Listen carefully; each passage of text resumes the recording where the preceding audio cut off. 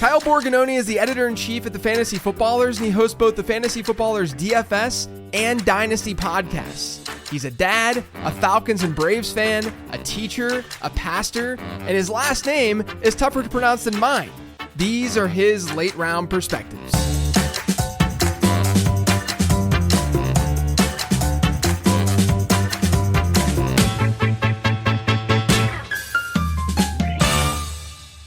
You probably, of anyone in the fantasy football space, you're the one who rivals me most. If not, I mean, you're ahead of me in terms of last name pronunciation. I was thinking like you and I are basically like in different spots, different companies and stuff like that, but a lot of overlap of what we've done, and then the same season of life of like what you just turned 37? 30, just turned 37. Okay, I'm 37 too. So yeah, we're old. We're getting there, man. We're getting there. Yeah. It's also I know you have an affinity for Mighty Ducks, don't you? Yes. So maybe it's like the stats part of me, but like when I think about those movies as a kid, I don't just think about them like this is what happened. I think about it as like this was a real world of 90s Pee-wee hockey. Mm-hmm. And if I can figure out the stats for this, then I love it even more. So I do have a good stat sheet of all three movies and like what happened.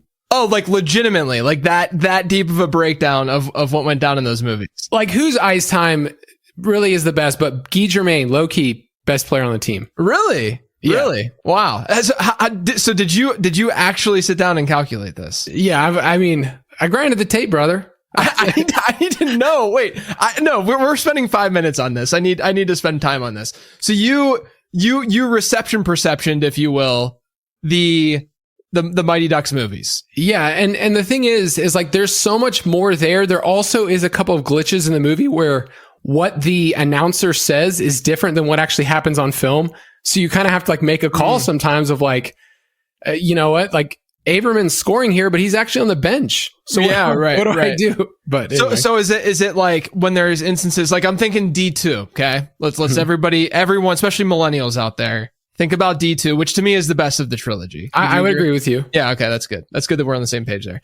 So D2, when they're doing like the montage of them beating teams, right? And like the scores are like, but didn't they like play Jamaica at one point? Trinidad and Tobago. Trinidad and Tobago, that's what it was, yeah. Wasn't it like 10-2 or 10-3? So, but they skip over. Are you using any modeling to forecast who scored those goals to get to that point before they moved on in the tournament? It is tough because you can actually figure out how there's a lot of fun deep dives of how they figured out who would be on the ice when and what shots they would use. Like there's a lot of great interviews from Steve Brill. And so you can figure out who was there and who could have been out of the, 5 guys on the ice and kind of deduce from there. There's also some major losers in the first movie where like they don't score, they're worthless. Yeah. So I mean, the first movie, there were a ton of horrible players. At least the second one, you had a pretty cohesive group going on. Like you knew that they were good. The first one was just a bunch of misfits and it's really a stars and scrubs approach to that team. Yeah. I mean, in D2, you get the best from around the country, which is kind of hilarious when you're like, it's like these 5 guys, that's all they got. Yeah, right. Yeah, exactly. That's amazing though. I still to this day will randomly cite. Like, I think that D2, in terms of dialogue, is probably one of my most memorized movies. Probably ever, because I don't really do that anymore. Like, my brain doesn't work that way anymore. Like I said, like we already said and established, we're old. Like, back in the day, like, I remember I wish my brain didn't work this way, but every 90s commercial jingle, I just remember still to this day. I remember my 5th grade chorus plays the lines that I had when I was Santa Claus and stuff, like all sorts of stuff like that. Couldn't remember anything like that today, but Mighty Ducks, D2 in particular, was the movie that got me most probably. There's a lot of stuff that I feel like I should be able to delete from my brain. Like it's not actually valuable information of like my locker combo from, right. Like these things are not helpful. But what's funny is the first time that I ever heard you on a podcast was with Denny. Yeah. About jingles. And so that stuck with me too. Like, oh, JJ's the jingle guy. Yeah. Right. Yeah. I always joke with people that like, if I use my brain power to like cure cancer or something, I probably could have like that brain power that like I am the equivalent of a cancer curer when it comes to 90s commercial jingles. You have your doctorate is what I'm hearing. I'm not going to lie. I mean, there's like two things that I'm good at. And one of the two things is that I can remember 90s commercial jingles. Yeah. Yeah. Man, I've been wanting to have you on Perspectives. I'm really excited to dig in and talk about stuff today. Prospecting, a lot of that, but just mostly, I want to get to know you a little bit more too. I ask this to every guest that comes on Perspectives. It's sort of like the generic opener, but I think that it's important to sort of establish the conversation and stuff. But talk to the listeners about you as the guest and sort of, how you got to the Footballers and your journey through it all. I've seen that you've had stops along the way of doing different things and stuff that weren't related to this. So I'm just curious how you got to this point. So, I mean, like a lot of people probably in middle school and high school, you played fantasy football. For me, it was fantasy baseball. That's what I loved first. And I felt like sports statistics was always something that my parents were like, this is what this is your calling in life. Right. And it was one of those things where I was always good at it. Like I could just hold on to it and hold on to box scores.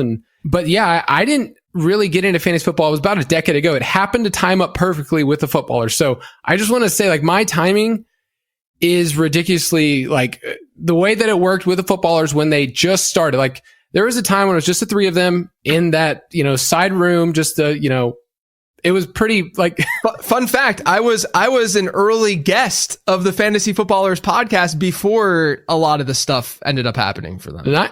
It's wild. Like, and I'll just say that Andy is really good at SEO. And I'm sure that other companies in the space are like annoyed by the fact that no matter what you do, you Google. You're not beating it. No. Yeah. It's just always, and Jason told me that like day one, he's like, Andy is an SEO wizard. We will always show up at the top. And so, but I would just say for me, like I've been with them for almost 10 years. I lived in Arizona with them for 2 years. My family and I worked in the studio and then I just moved back home here to Georgia. And so I would just say like hitching my wagon to the Footballers. I think that there was opportunities. Like I had an opportunity early on, like a year or two in, was like, I could work for this, news station, or I could go do this. And I was just like, I just have a lot of fun.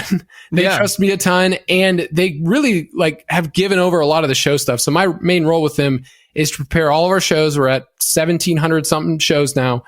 And now my new goal is just to get Jason to Ron Burgundy stuff. Like that's literally when I put together stuff, I want to make sure that he says something and he will every single time read it.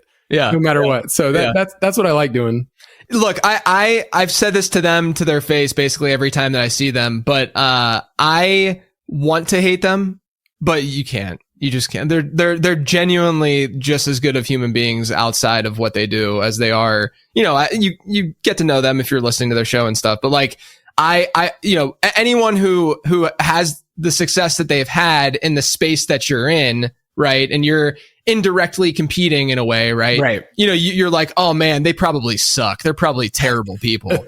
And then you meet them and you're like, my God, are you kidding me? You gotta be joking. But you went down like you were a teacher, right? And you were I was a pastor. Yeah. How did that turn into fantasy? Like did you have to have a sit down with your significant other at one point and just be like, hey, I'm changing direction here? Or was it sort of gradual for you?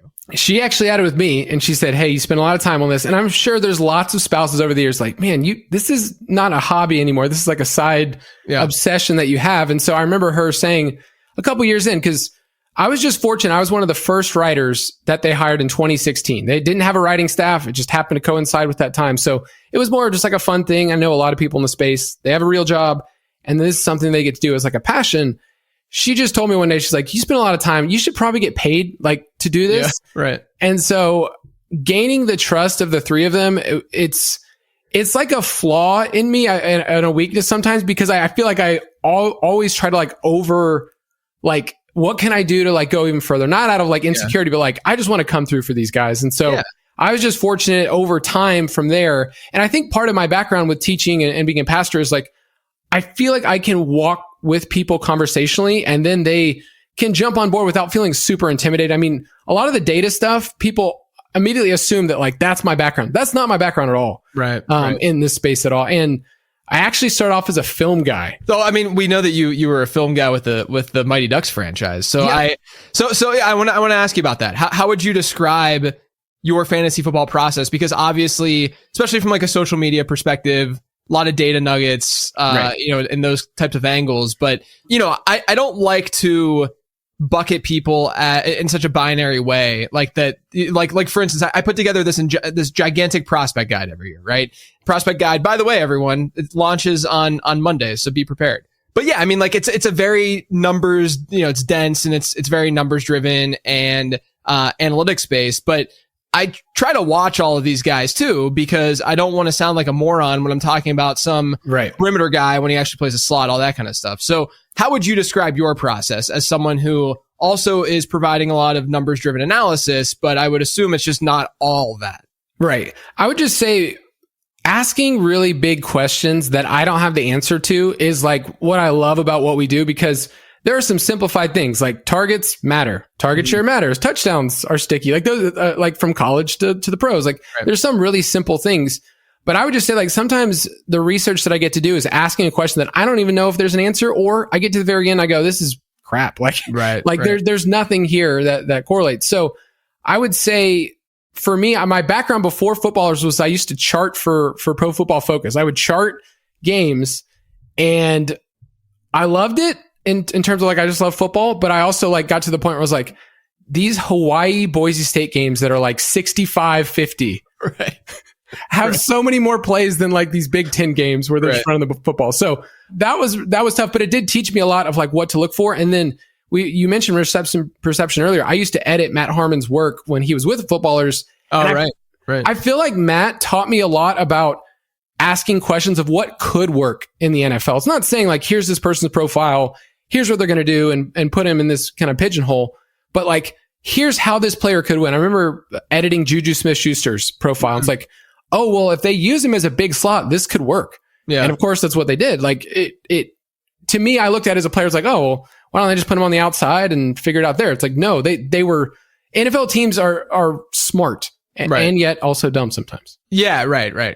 I do think that's really important though with evaluation, especially with prospect stuff, is very easy if you're doing things analytically, numbers based, to assume that a player is going to play, even if you just look at it in a pretty binary slot, non-slot way, right? Slot perimeter guy. What's he going to do at the next level? I mean, you can look at history and see plenty of successful first round players. I mean, Justin Jefferson played the slot a lot in college, right? Like, I think it's important to sort of get past that. Now, if you're talking Tez Johnson, who, you know, weighs less than my left leg at the NFL Combine this past week, you know, chances are probably not going to be that much of a perimeter player. I mean, Tutu Atwell's played all over the formation, to be fair. Tank Dell has played on the outside. Now, I think, you know, Johnson's profile is a little bit different, but I think that's really important. And to what you're saying is that contextualizing this stuff is unbelievably vital to providing good analysis at the end of the day. And you do a great job of doing that. Like I said, the NFL Combine just happened. You recently wrote an article over on the Footballers, taking some research that folks have done and looking into what matters at the NFL Combine. My question to you is, sure, you can talk about some of the things that matters, for sure, but also while you were doing that, were there any surprises? Because I think, you know, I, like you, like to go into my research. You're going to naturally have preconceived notions of like what you're expecting from what the data to say. What's really, really important, and I've preached this to writers that have worked for me in the past, what's so important is to not allow those preconceived notions to really dictate how that piece or that analysis is going to be driven, right? You have to let the data tell the story. And so, you know, I know that you probably had some going into the Combine stuff, but after reading things and looking at what the research has said, were there surprises that popped up, you know, while doing all of that? Yeah. And I think for Combine research, I had kind of kept it at a distance, to be honest. Like, it's like, how do I quantify what this person is doing in their underwear and then translate that when I look at this production profile and go like, oh, well, this player's never commanded targets in college. Like, just because he can run a, 4.3, does that mean he can command targets in the pros? Like, those are the questions that I'm asking. But at the end of the day, like, I think it always is going to have an emotional pull for us and an emotional pull for NFL teams. We kind of know through the research over time that NFL teams see a fast 40 time for a wide receiver, John Ross or whoever. Matthew Golden. And it does shift things. I think the key is not double counting it. Right. Right. like going into the process, and we'll talk about Matthew Golden, I think we all thought, based on mocks and everything else, like, okay, it seems like NFL teams think he's a first-round wide receiver, fringe first-round wide receiver. His production profile would be something that if we didn't have that information, we'd be like, this is like a second, third-round guy. Like, yeah, 100%. So I think it matters coming in and being able to identify that. Like, I can say, like, oh, Matthew Golden, like, it's like a second, third-round player to me based on historically what players do. And Texas is a whole other mess of like what they do with players. Like Xavier Worthy last year. Okay, he breaks the record, but I think we already liked him.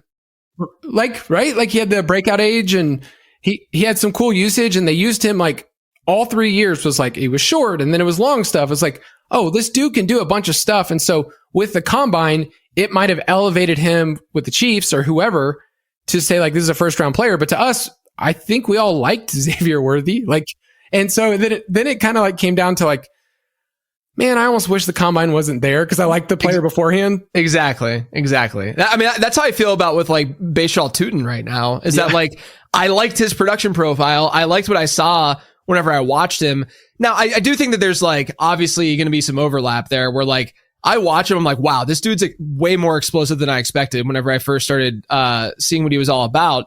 And then obviously he goes out and he runs that 4.32. And so, but that coincides with that explosiveness and the idea of, oh, this guy might not be bad. You know, all of those things work together in some way. But I think what you're speaking to here is, you know, we can sit here and say the combine doesn't matter, but I do think it's going to influence draft capital. And if draft capital is going to be some sort of input into what you're doing, then naturally we should probably care about the combine to some degree. Yeah. And draft capital is one of those things that is going to weigh so heavily of my opinion of certain players because it's like, oh, I thought this, Troy Franklin. We loved Troy Franklin. Jason was over the moon. He had some really fun tape. He was a highly recruited player coming out of high school. And then like draft capital is like, oh, well, this player is a 4th round player. Am I all of a sudden not supposed to like him despite the fact that everybody in their mock draft had him at like, I don't know, pick 40 or whatever. It's something that I'm trying to figure out when I combine right now, like early March all the way to the end of April and say, okay, so what did the combine do to these players' values to the NFL teams? And we're not going to get all those conversations. By the way, any NFL team, if they say they like a player, they're lying. That like it gives them, I can't tell you. I remember having a conversation with some beat reporter, and I usually am a pretty nice guy on social media, but like they were like, Mo Alley Cox, the Packers love him. They're going to take him at pick 78. I'm like, dude, how would you know 3 weeks out that they're going to take him at pick 78? Right. Yeah, there's just nonsense that's going on there. Do you think that there is groupthink involved when it comes to how folks are projecting draft capital and looking at players pre-draft within draft circles? I think Golden's actually a pretty good example of this, where with Golden, he has a good end of the season and you know, in the college playoff and stuff like that, big touchdown. But if you look at some of whether you're looking at like NFL mock draft database or some of these other places where they're aggregating some of this mock draft data, I think there was one site where like he was a 5th round pick in like November, right? That's where he was before the Arizona State game. Yeah. And like, does that, I mean, there's nothing that quantifies this. Like I haven't researched that much detail. I started to finally compile. This is a little teaser, but I'm hopefully going to do an episode early next week on the difference of like actual draft capital versus this projected draft capital that we're pulling from. Yeah. But I haven't looked into that much detail of like, well, what happens if a dude gets steamed up 4 rounds, in 2 months or in 1 month? Like, is that a red flag for that player? More subjectively, more feel based, this kind of answer, but like, does that scare you? Like, would that scare you off of a player like Golden, or are you mostly seeing just like, no, I think people are just becoming more aware that he's as good as he is? It's probably a blend of both, but like everybody's copying off each other's paper. Let's be honest. Like that's what part of this is. And we're doing it without even realizing, like I see a tweet from somebody that I respect and there's one stat and then subconsciously I'm like, oh, I kind of like that player. That confirms what I thought. Or, oh, well, everybody's saying this guy's a first round player. So in my mock, I should probably have him as a first round player. So it's not to bring out something negative. It's just the reality that when I look at a player's final draft capital, that is a final data point We can't really argue with it anymore. But I did a little research of going back through mock draft database of like, there are certain years where teams reach, and although it's like, it's consensus, like it's the crowd that's saying like, oh, this is where this player should go. It's like the Raiders for a couple years did that, where it's like, dude, you guys reached like a good 25 picks on this player, Cleveland Farrell. They took him fourth overall. That draft was the Mayock team, right? Alex Leatherwood.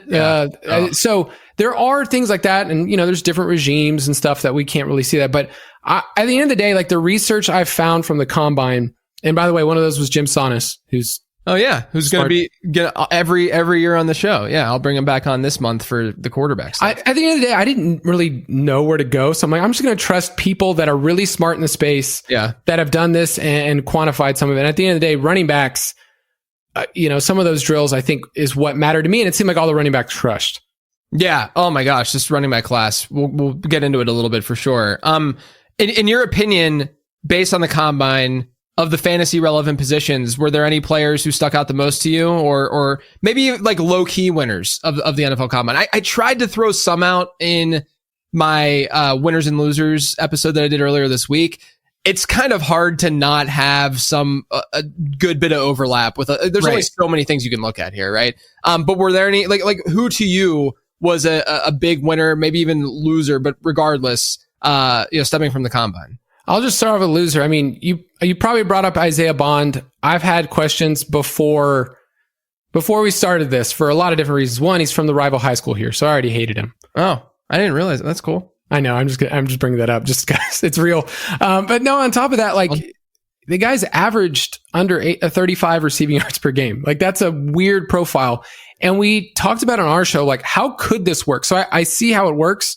It's just when you yap your mouth and say, I'm going to run this, and then you don't, it's a bad look. Looks bad. Yeah. And his number I've been refreshing like NFL mock draft database, and his number has fallen over the last 4 or 5 days. Yeah. And don't get me wrong. If he's in the right vertical attack, like let's say you take out Jermaine Burton from the Bengals, who was supposed to be their vertical threat, and then you put him in there as their wide receiver 3, that can work for the NFL. For fantasy, I think it's like, this is a best ball player, and you can't really count on that type of stuff. So, and also the Golden Shootout didn't help him either. But I really I've been thinking a lot about Quinshon Judkins, and the gap between him and TreVeyon Henderson, I feel like has closed a little bit. And I think people went into this saying like Henderson's going to blaze his time, Judkins going to be fine. But like, we know what he is. He's just more of a plotter, and he's a red zone guy, and Henderson's like this big play threat. Like, I feel like Judkins at 6 foot 221 ran a 4.48.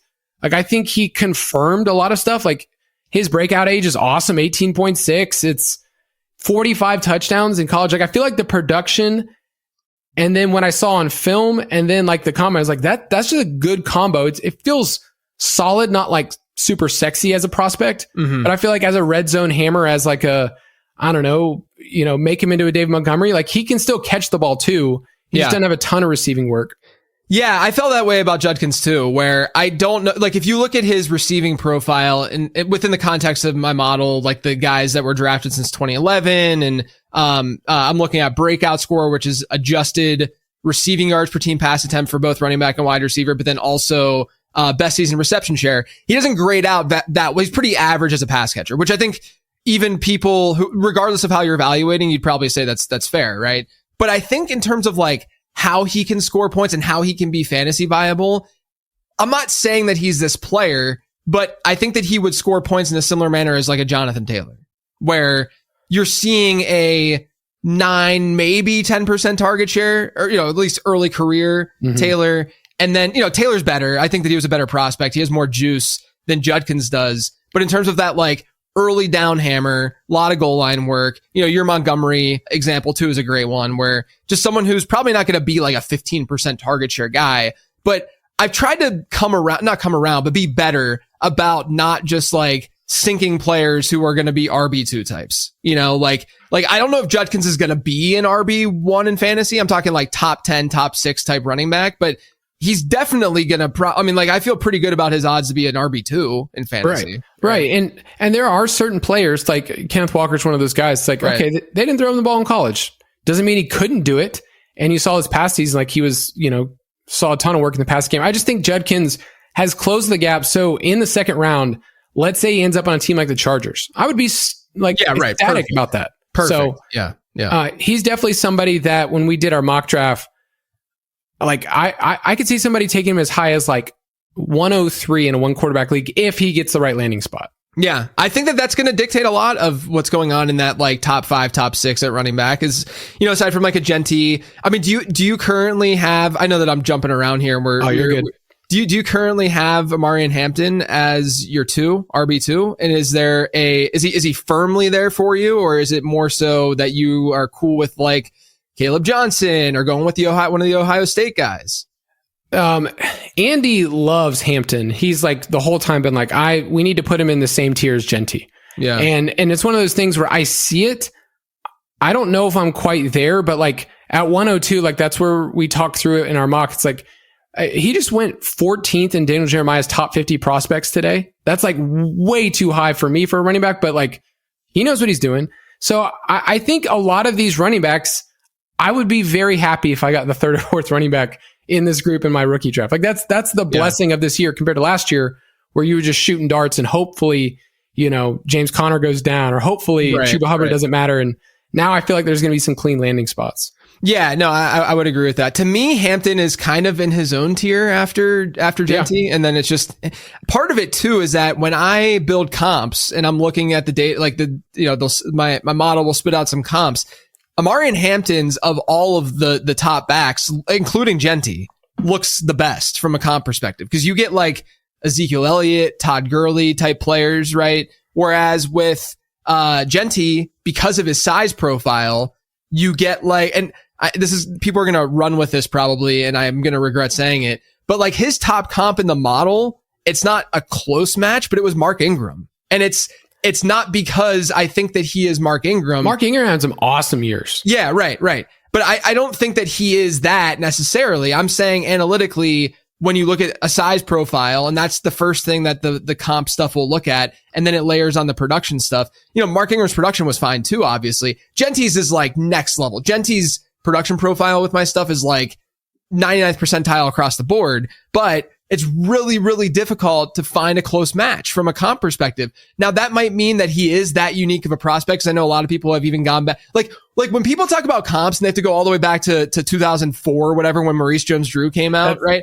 Like that's when you either have a really... That's like, the MJD comp that people get. Yeah, right. Like you either have though, like someone who is like unbelievably unique in a good way, or there's a lot of red flags associated to that profile. I think with Genty, it's obviously he's unbelievably unique, but I do think that it's just really hard to comp him. Whereas with Hampton, of all of the other backs, I think he comps easiest to like the studs that we've seen come out. And that gives me a little bit more comfortability in drafting him and putting him in, that tier, above some of the other guys.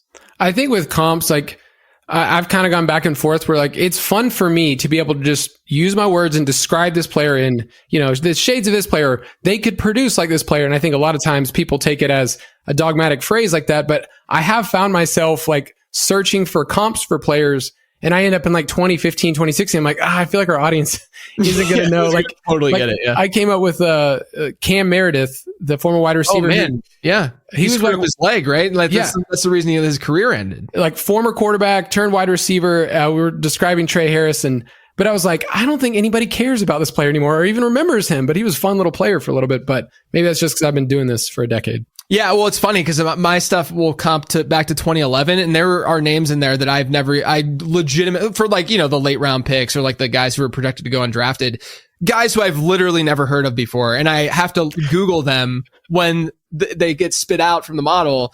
And I realize, they are in fact real human beings. All right, let's talk a little bit more about Matthew Golden for a second. And Isaiah Bond too, you brought up as a loser at the combine. So a lot of people are, and I've seen this in the fantasy space probably more than not, because a lot of folks in the fantasy space are more analytically based and work off of analytics. But a lot of people have said that Golden to them is Henry Ruggs. Okay. Like that's one of the, because to me, I think that at a baseline, it's like bad production profile, early declare, fast, right? To me, Isaiah Bond is more Henry Ruggs, and Golden to me actually comped not that like Golden, there's some question marks, but he comped kind of favorably well, aside from like a per route run side of things. Just the other stuff that I look at to Ladd McConkey. Like there's sort of that in him analytically, but I want to talk to you about Golden, like how you work through this kind of process and this kind of player and evaluation, because like you said, he goes and he crushes the combine. His draft capital is going to look good, more than likely, but the production profile is kind of lacking. Do you lean more on the production profile side of things, or are you okay with saying like, look, I'm probably gonna be wrong about this guy because the NFL likes him this much and they're drafting him this high? I think I lean more towards a production profile, which is where I start, and everybody has a different process. Like Jason starts by looking at the film, and he doesn't watch a ton of college football. It's just, I'm here in SEC country where like that is life here. Like people watch college football. But so for me, I look at Matthew Golden on the outside. I'm like, okay, yards per team pass attempt. I mean, it's dreadfully low. If you just look at like round one, mine is like round 1 through 3. So day 1, day 2, guys. It's bad. He's targeted on just 18% of his routes this past year. It is really hard if you're a dude in college at a big time university and you are not peppered with targets. Like you can see the Corey Davises of the world that are at smaller schools just get peppered. But if you're at a big school and you're at like 18%, I feel like the only dude who was drafted that was super low and that started to command targets in the NFL was Terry McLaurin, who had a crazy final year at Ohio State. It just doesn't happen. So at the end of the day, I look at this player and say, can he work in the NFL? Yeah. But he is not going to profile as a alpha 1 to me. Like one of the comps that I got was Michael Gallup, who did have a couple of awesome, fun years, got a second contract. Like that's a good NFL career. Also, Georgia boy, Michael Gallup. I got to shout him out, but it's anybody from Georgia. I just got to mention him. But I think Matthew, like he didn't even lead his own team in receptions. That's rough when I look at that team and I look at what they've had over the last couple of years too. Like Golden transferred for this past year, but it was Gunnar Helm who was leading the team. Jaden Blue saw a ton of work in the passing game as a running back. The year before, Adonai Mitchell could not command targets there. Similar player in terms of just boom bust. It's a weird team, and maybe it's a Steve Sarkisian thing, a Quinn Ewers team thing. I just think at the end of the day, the combine confirmed his first round status, but in rookie drafts, I feel like he's still going to be at the end of the first round. Like, I don't think people are going to be super confident. The weird thing too, and this is what I noticed because I finally did rookie rankings, and it's always fun because I feel like with like redraft season long rankings and stuff, like you're just kind of like inundated and crushed with them constantly over the summer. Like you just kind of know, and plus you're doing more drafts and stuff like that. So you just generally kind of know like where guys land with rookie ADP and rookie drafts, especially in early March. I literally had no idea. I'm not even kidding. When I created them earlier this week, like where anyone stood, right? And as I'm creating them though, I'm like, this wide receiver class is not super strong, right?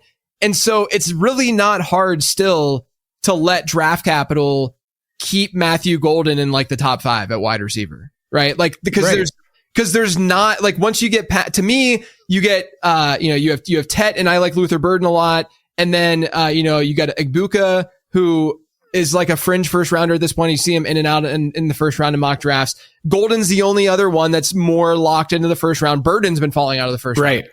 And so like and then some people really, really like Trey Harris, and some people really, like the Iowa State guys and stuff, or Alec Iamaner. Like there's players who are not going to get the same kind of capital as Golden, that at least from a model perspective, in my model, the Zap model's perspective, like Golden's going to be ranked ahead of them, even if his numbers look the way they do. Cause I'm in full agreement that his numbers look the way that they do. But I've found that ranking, it's just going to be, I think it's just like leading me to just drafting running backs, like that's exactly what it is. When we did our mock the other day, it was Mike, Betts, and myself. We were just talking through. It's like, I just feel comfortable with these players who are probably going to be drafted in the top 60 picks. And I can name 6 places that like, I like the landing spot, and it does matter for rookie running backs. I think back to last year's class, we had Ladd, we had Brian Thomas Jr. kind of like in that mid to late first round rookie pick. But then we had these other guys with terrible production profiles, like Keon Coleman and Adonai Mitchell are 2 players that like, they just didn't command targets there. And 80 is a weird player. Like, on targets per out run, he was awesome this past year, but he was like Dontavian Wicks, just like never caught them. It didn't matter. Right. Yeah. It just didn't matter. But I think this year you're going to have a couple of guys that end up in that same top of the second round, like where T. Higgins and Michael Pittman Jr. went, like all of those guys. You're going to have players that you're going to have to sort through and think like, okay, do I want somebody who analytically like commanded targets? Let's say Luther Burden does go like at pick 45 or something, and Golden's like at 28. Yeah. Like that's a tough thing, like where you're ignoring the draft capital, but I think Burden just has a better production profile. Yeah, me too. Yeah. I mean, in a situation like that, I usually am just gonna be like, okay, what is the Zap model saying right now? I'll probably just let the live and die with this thing. Let the math dictate what I should do there. But yeah, I mean, part of the model loves Burden, so it's very difficult. And I, in his write up in the prospect guide, I have to explain, what it's seeing and why it's seeing and why it's a little bit rosier than it probably should be. But yeah, I mean, I do like Burden. I guess that's one of the questions I was going to ask you. Are you in or out with Burden? Yeah. Do you feel almost like bad that like you understand, and I can look at the math and go like, oh, I get why he likes this player, but do you almost feel bad explaining that to people like, hey, I like this player and I think you should too? Yeah. It's tough. Burden's just a really difficult. It's really hard too whenever I'm giving scores on these players, right? Via what this model is saying. And I don't always agree with what those scores are. And I would say maybe like 70% of the time, the model ends up being right whenever I do disagree with it. So I should probably not disagree with it as much as I do, in terms of like my rankings and then how the model is ranking things. But yeah, man, I mean, with Burden, it's just, it's a fairly difficult evaluation just given how they used him. Are you like, do you get nervous that, okay, heavy slot usage, heavy line of scrimmage and behind the line of scrimmage targets, how does that translate to the next level? Does that scare? Because I see on one side, some people who prospect analytically are like, I'm not touching this because we don't see these guys ever hit. But then on the other side, it's, okay, well, we can do a little bit of forecasting as to how an NFL team might want to use this kind of talent. So how do you view that kind of profile? Yeah, I think the latter that you brought up is like, I can see how this can work in the NFL. Mm-hmm. And one of the comps that I have is just a bigger Jaden Reed because he has the, kick return, punt return, like that matters. I remember it was like almost a decade ago, I read a RotoViz article about, special teams and does it matter? It's like, yeah, it kind of does. And you can see in the open field, like that's where he's best with the ball in his hands. 83% of his snaps last 2 years in the slot. Like that's my concern about players like Jaden Reed, where touchdown efficiency wise, he broke stuff his rookie year. And the next year you have these big blow up games and then he vanishes. He's also off the field in 2 wide receiver sets. So you just need the right team. And some teams go to 2 wide when they're in the red zone. So you're just erasing opportunities for a player like Luther Burden if he's just in the slot. And then those start to add up over time. It's like, hey, you weren't in on that drive. Yeah. And you're just missing out. But like, there's a scout that I thought put it best. He was looking at the film and he said, I think he got bored with the offense in 2024. Because, his sophomore year is awesome. And it's probably the best individual season of this class. Yeah, how do you weigh that part? Like knowing like, okay, as a sophomore, this wasn't like, oh, this is a good player in the SEC. This is like a game breaker. Like there was one game, I think it was against Vandy. That's what it was, where he just like as a punt returner, like he led them back. He was the best player on the field. Mm-hmm. Mm-hmm. So how do you like weigh his sophomore year and then look at this past year, which was, fine. Yeah, right. Well, I also see, so this is where I think comps help me, is where if it's coming back with like, here's that biggest, the best match, second best match, etc. And I'm looking at this list of players and I see players who line up in multiple areas of the field, which is going to happen for a lot of these wide receivers because I'm not necessarily looking at slot rates and stuff whenever I'm finding comps, right? It's purely production and size is what the comps are spitting back out. NFL teams, they're past like labeling guys. Like Amon-Ra's not a slot guy. He's 50-50 right now. Exactly. And that's the other thing that I try, like again, going back to Tez Johnson, like I think there's a pretty high likelihood that he is a slot only player at the next level, right? Whereas a lot of these guys that we say is a slot player, like Keenan Allen's been mostly a 50-50 guy throughout his career. It's not just like he is a slot only guy. Jaden Reed has been a slot only type player. Whereas some of these other guys can at least go both inside and out. But the thing that's interesting with Luther Burden, his 3 comps, are DJ Moore was one, which is a popular one, I know. Brandon Ayuk was one that I think is kind of interesting. Because again, Ayuk when he came out, it was a yak guy where people didn't know if he was going to be able to win one-on-one, if he was going to be able to do that at the NFL level. And I think we get that a little bit with Burden too, another yak guy. And then the last one though is the slot guy. It's the Jarvis Landry comp, right? Where you have that kind of, so like the thing that makes me feel better about Burden then is the fact that like, okay, if it goes in that direction, we might be able to still get a Jarvis Landry type player out of him. Which would be an awesome career. Yeah, right. Which is fantastic. Now, is it a 101 in a rookie draft? No, but Burton's going to not be that because the running back class and such. And, with him falling, he might end up finding a pretty decent landing spot, in general too. So I think Burton's just interesting. I'm going to be higher on him probably than the consensus. Like right now, in my rankings, I do have Tet officially in my pre-draft stuff ahead of Burden just because of the way draft capital is currently trending, right? Right. But I have them in the same tier. Like I think that Burden could be not only that, but like look at some of the successful wide receivers we've seen over the last handful of years. Like he's part of that like Neighbors Jamar Chase archetype in terms of like what his ceiling could look like in the NFL. Not what he did in college per se, but same sort of style, body type, yak ability. And that's intriguing too. And I think it's okay to say like, that's exciting. Yeah. One of the comps, it's a more like medium low end comp is Curtis Samuel, who, was running back and then drafted as a wide receiver. And then Carolina with him and DJ Moore, like you go back to a couple of those years when they're on the same team, they like flip flop their usage. One guy was a screen guy. One guy was, running nines, and they kind of went back and forth. And I think at the end of the day, there is a diversity. This is not Malachi Corley yak stuff. Like right, This is somebody who can win at multiple levels, and he has the special team stuff that I like. I like that. I add that in to what we do. So yeah. I mean, he has the rushing to, he did everything there, right? And the other point I want to make is, we talk about his sophomore season, then his junior season was the one where his production fell, right? Like his junior season was not special at all in terms of the numbers that you're looking at or I'm looking at. But if you look at first round picks, so I adjust receiving yards per team pass attempt based on strength of schedule. And if you look at first round picks who were above a 3 receiving yards per team pass attempt in terms of adjusted in their max season in college, and then you look at their final year, and if they were below 2, okay, this is arbitrary parameters, but it's fun to look at this kind of thing. There's only 2 in the first round in my database. One of them being Luther Burden if he does go in the first round. The other one was JSN, where again, people had similar, I mean, they're not the same kind of player per se, but similar, like, is he just only a slot? Right. And he has, especially now with the moves that they're making in Seattle, I think that we're going to see a little bit more inside out movement with JSN. And, it might take a couple of years for a guy like Burden to fully get there. He's not old either. I mean, he's still only he's not even 22 yet. So yeah, I think I have a feeling that he's going to end up sliding to the beginning of the second round. I'm not going to punish him. We've been talking about different buckets. It's like, do we like punish T. Higgins because he was pick 33? Right. Like, right. I mean, yes. And like, not really. Like what's the difference between him and Xavier Legette?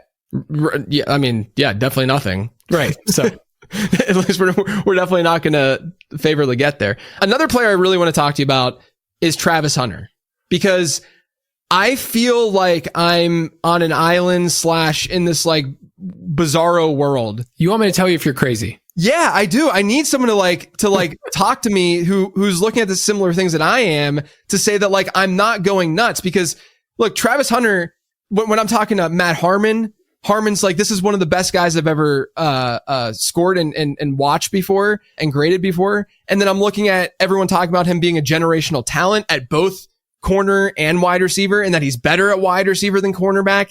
And then I look at his numbers and look at it analytically, and he's a really mid first round pick. Like you could even argue below average first round pick analytically. So I know there's so much context to be had here, and I can get to that context and we can talk about that, but I want to get your take on Travis Hunter first. Yeah. So I'm a little biased because like he's legendary here in Georgia, like set all the receiving records, coming out, was like the dude. So he's awesome. His usage is interesting because in 2023, he was like mostly a slot guy. And then this past year, like dangerously high outside wide receiver, 94% of his snaps. Like usually we look at those players, and if I didn't have the context the year before, I'd be like, that is a red flag that you are only an outside wide receiver. Are you going to be Stephon Diggs, who can win on the outside, is a little bit smaller, thinner, like that can work. Tape wise, the body control and everything else is just awesome. Like he's just good at football.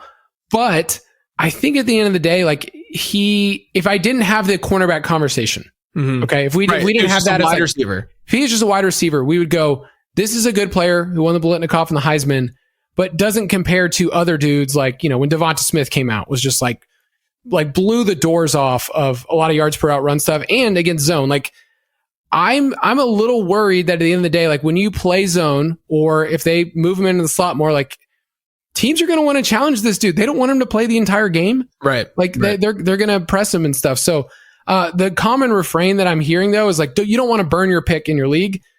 Half your first round picks are going to get burned anyways. Let's be honest. Yeah. So you can play the game in a couple different ways, but I do agree with you. Like I think how he can win as like a motion man, like people are going to hate this comp too. But Robert Woods for a while with the Rams was the motion guy and had some he had some wide receiver 1 seasons. Yeah. Like that's Diggs is like the highest of high, and I don't even know if he can get there. So I'm kind of I'm a little bit lower of in terms of just like analytically what he did in college. Film wise, he's awesome and it's really fun, and I can't argue with that. Yeah. But so I would just say like I get to wait. I get to figure out, we all do, and kind of figure out where he is. But as a wide receiver prospect, like I think it's fine if he's your wide receiver 3 or 4 without the cornerback thing. Yeah. I would definitely agree with that. Like he's right now grades out after, updated draft capital and stuff. He grades out as the 3rd best in the class according to my model, right? But that's also with like unbelievably good draft capital, right? Like it's weird that a guy with that kind of draft capital, the way this model's set up, would be not the consent, like the easy, wide receiver 1 in the class. And it's because of all the other, like the poor receiving yards per team pass attempt, age adjusted stuff. Like he didn't do anything freshman year. Now, context wise, this is where I want to get your take. I look at it as obviously he's playing 2 positions in college. He's playing like 90 plus snaps a game, whatever. Like it's absurd. The guy is clearly generational from that perspective, right? Like from the ability of playing both sides. Now, I don't know. I didn't play wide receiver at a D1 school, so I don't know what kind of prep would totally be involved in doing that.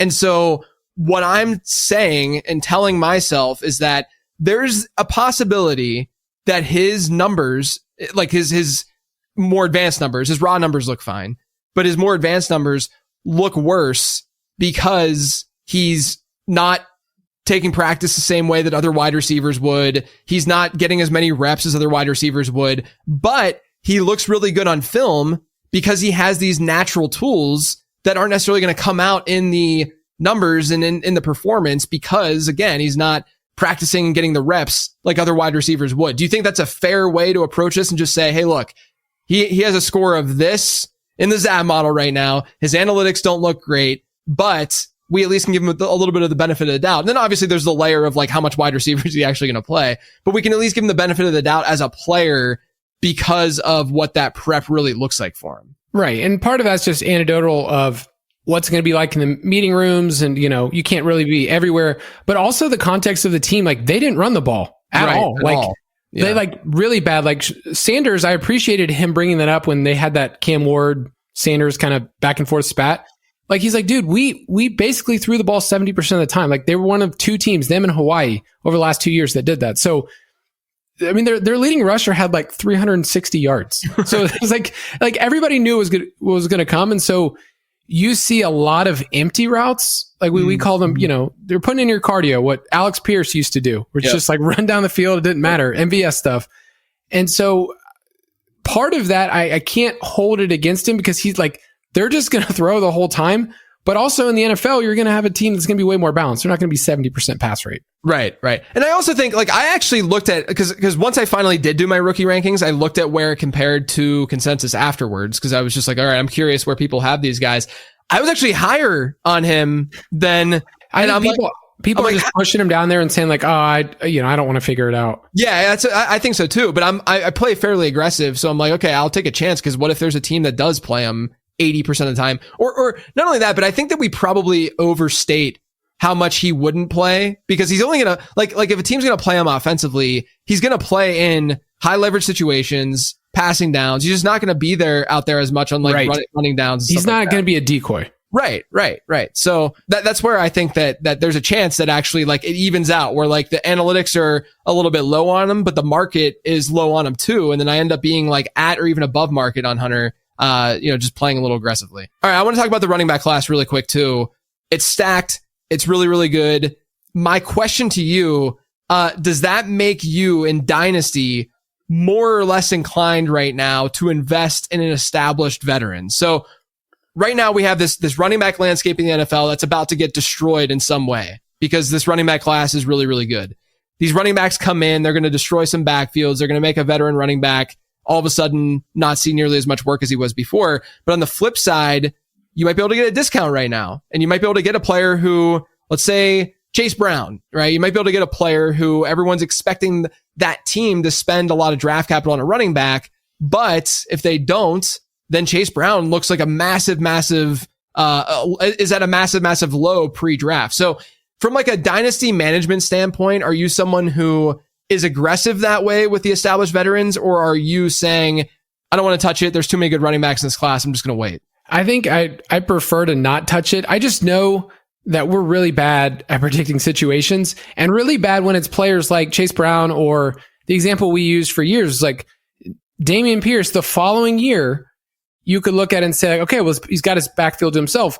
The problem is that teams look at these players differently than the game that we play. Like, they don't look at 4th round pick Dameon Pierce the same way that we do, and he gets steamed up. And so a lot of these running backs that we think are established dudes, it just turns over so much faster. Like a lot of the windows, like I remember last year, there's a lot of these running backs that were entering their 3rd year that looked like they just had on lockdown. So Kyron, comes off an awesome season. Rachaad White, awesome season. Kenneth Walker, Isaiah Pacheco, James Cook, like all of those are 3rd year running backs. Half of them hit, and half of them are still young enough where they're going to get a second contract. And you'd be really happy if you would have traded for James Cook. Pacheco got hurt. Rachaad White, the inefficiency stuff was all over the map. And so I just worry about these players that I'm investing in, when apart from just an injury, but I don't know if they're going to get a second contract. And then players like Ramondre Stevenson should not have gotten a second contract. Right. And they gave it to him, and they were negotiating against themselves. All of these kind of veteran running backs, it was just the opposite last year, where there was all these veterans that got to step in. The class was bad.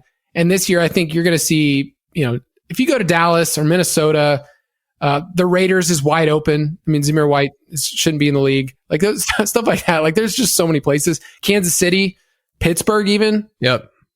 I think there's going to be an instance too after free agency, because, we're recording this before the free agency period really ramps up, mid to late March, where let's say Najee Harris signs with Dallas. I think that's going to be a great opportunity. Then that's when you sell Najee Harris, because there's going to be this influx still coming with these running backs, where you think the team is done, or you think that the team is only going to use that player.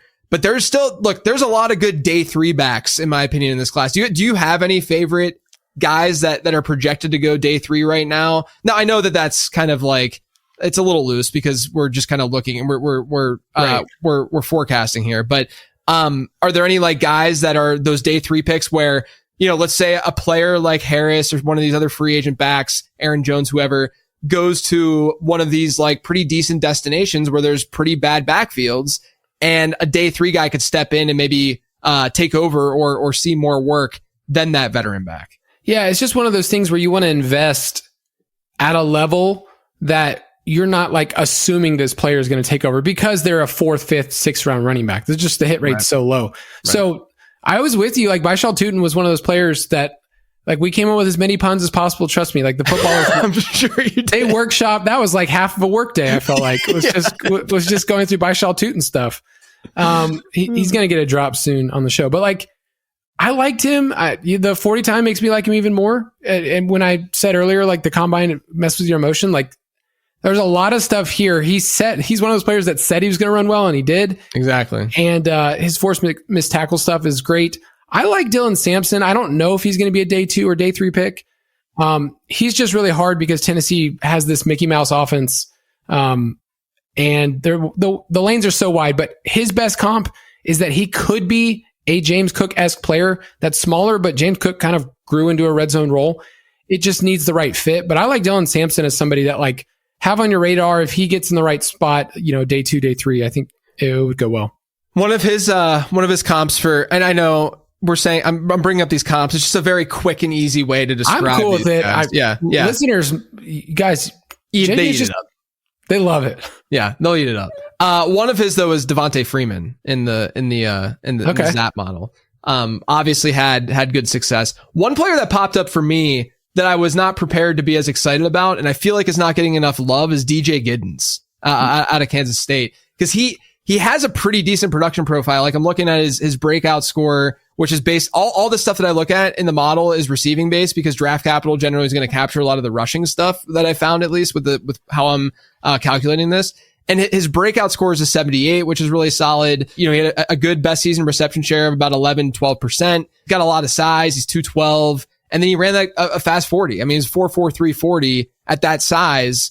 That's interesting to me. Like I feel like there's a lot of like that going on in the class where like a guy like Giddens would be a top 10 running back pretty easily in most classes, in my opinion. And he's like an afterthought right now because his class is just so deep. I feel like after the combine, we have 18 running backs that could go on day 2. And, it's going to be 8, 9, whatever. But we'll let that dictate a lot of stuff for us. Yeah. But I think he's in the mix. Like in our mock draft, he went like 210. Yeah. And so you're going to get a lot of shots at these kind of players in the second round of your rookie drafts of like running backs. Like who were you going to take at running back last year in the late second round? Like you had no clue.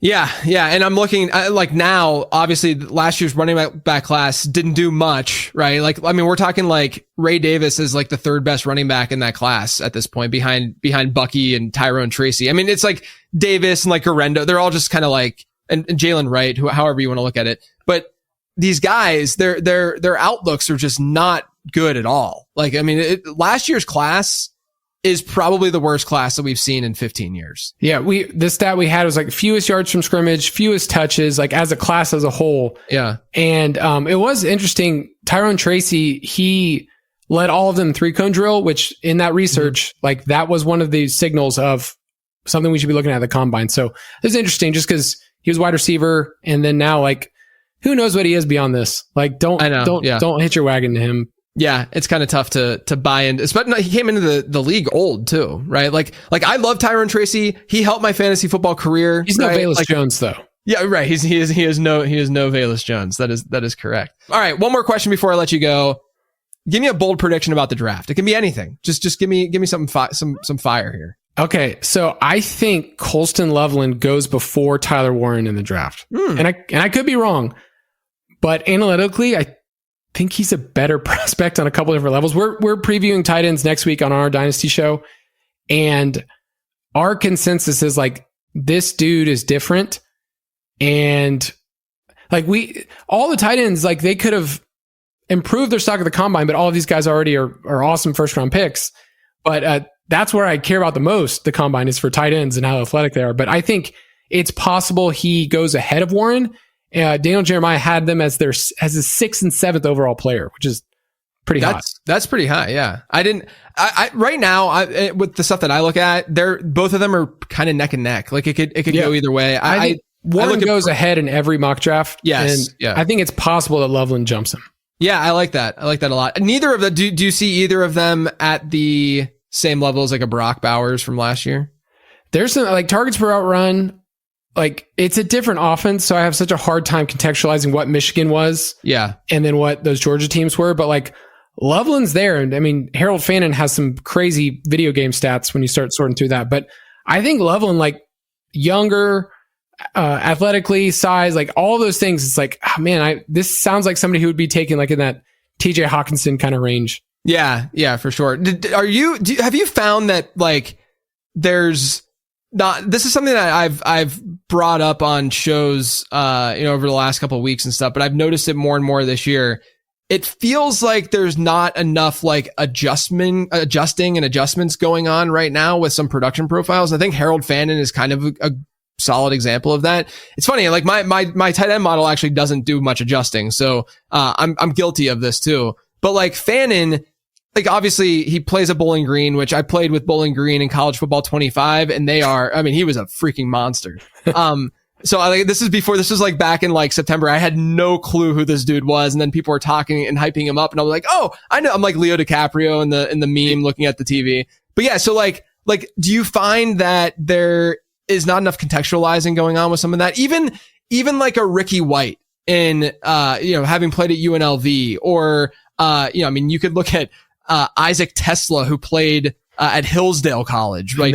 Yeah, right. And like, he did nothing. Like, I mean, his Hillsdale College, I actually have it in the model because it gets adjusted down. He gets basically like a 30% of what he actually did there. But his yards per team pass attempt was like 5. Like, it was absurd, right? But clearly playing at Hillsdale College is different than even playing at Bowling Green is going to be different than playing at Alabama. And so have you found that there's sometimes not enough contextualization going on there? For sure. And I was mentioning Colorado earlier. It's like, yes, you need to know that this team could not run the ball.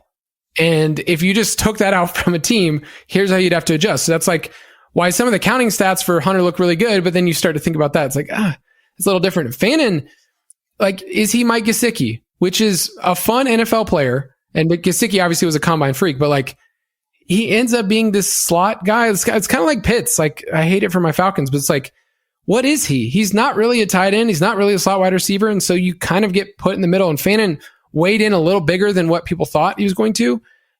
So I think Fannin's a solid prospect. It's rare to have a tight end that has over 1,500 receiving yards in a season. But, just what team is this going to be, man? Like, I don't want to just look at the analytical profile and then go into this group of tight ends that like you're not going to see anything for 1 or 2 years easily. Yeah. I mean, he's younger too, right? Like, that's the other thing with Fannin, is that he's like not even 21 yet. So it's he is a fun video game player. Oh my gosh, it was so much fun. I can't remember who their running back was, because he won the Heisman for me whenever I was and then I got a job offer at Pitt, and I of course had to take the job offer at Pitt. That's I'm not going to stay at Bowling Green for my alma mater. You talk to your family, you're like, okay, let's. I did. I brought them all together, in the living room one night, and I was like, look, guys, I got a job offer. I'm thinking about going to Pittsburgh, and they were all for it. Yeah, they were all for it. Kyle, this was great, man. Great to chop it up. Loved hearing about your process and the way that you handle things from a fantasy perspective. Let everyone know what you're working on, where they can find you, and what's going on with the footballers. Yeah. So footballers, we go from, I feel like we do 20 shows a week to a little bit lighter right now. But we still have our Dynasty podcast. We still have 2 shows a week. And then we kind of slowly build throughout the summer. I also get to host the DFS and betting podcast with Matthew Betts. So we go through like that. That's my favorite part. We go through forecasting the NFL, a lot of projections, a lot of like what would happen here if you shift this with this team. So a lot of good offseason stuff. And then on Twitter at Kyle_Borg. I'm on Twitter as well at Late Round QB. Prospect Guide, everyone. It will be launching on March 10th. That is on Monday. More than likely, if you've pre-ordered, you will get it on Sunday night, because I like to over deliver, MBD. Yeah. That's the right thing to do, man. Yeah, right. I don't want to be late with it. I'd rather be early. So if you pre-order right now for $14.99 over on lateround.com, you will get it on Sunday night. And then I'll leave that price point probably until like early Monday morning for folks to still get the pre-order price, but it will jump up by $5 on Monday. So make sure you're pre-ordering. Otherwise, everyone, thanks for tuning in.